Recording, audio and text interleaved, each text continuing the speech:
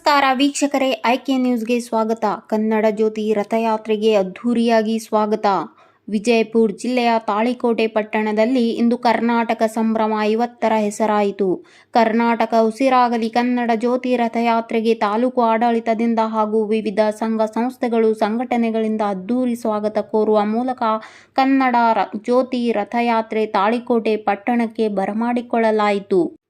ಈ ಘನಮಠೇಶ್ವರ ಶಿಕ್ಷಣ ಸಂಸ್ಥೆಯ ಮುಂಭಾಗದಿಂದ ಆರಂಭವಾದ ಶ್ರೀ ಭುವನೇಶ್ವರಿ ಕನ್ನಡ ಜ್ಯೋತಿ ರಥದ ಮೆರವಣಿಗೆ ಕನ್ನಡ ತೇರನ್ನು ನಮ್ಮ ತಾಲೂಕಿನಲ್ಲಿ ಹಾಯ್ದು ಹೋಗುತ್ತಿರುವುದು ಸಂತಸವಾಗಿದೆ.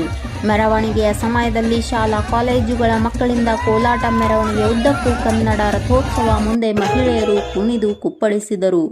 ಈ ಸಂದರ್ಭದಲ್ಲಿ ಉಪಸ್ಥಿತರಿದ್ದ ತಹಸೀಲ್ದಾರ್ ಕೀರ್ತಿ ಚಾಲಕ್, ಕ್ಷೇತ್ರ ಶಿಕ್ಷಣಾಧಿಕಾರಿ BS ಸಾವಳಗಿ, ತಾಲೂಕಾ ಪಂಚಾಯತ್ EO ಬಸವಂತರಾವ್ ಗೌಡ ಬಿರಾದಾರ್, ಪುರಸಭೆ ಮುಖ್ಯಾಧಿಕಾರಿ ಮೋಹನ್ ಜಾಧವ್, ಕರ್ನಾಟಕ ಸಾಹಿತ್ಯ ಪರಿಷತ್ ತಾಲೂಕು ಅಧ್ಯಕ್ಷ RL ಕೊಪ್ಪದ, ಕರವೇ ಜಿಲ್ಲಾ ಉಪಾಧ್ಯಕ್ಷ ಜೈಭೀಮ್ ಮುತಗಿ ಸೇರಿದಂತೆ ವಿವಿಧ ಕನ್ನಡ ಪರ ಸಂಘಟನೆಯ ಮುಖಂಡರುಗಳು ಭಾಗಿಯಾಗಿದ್ದರು.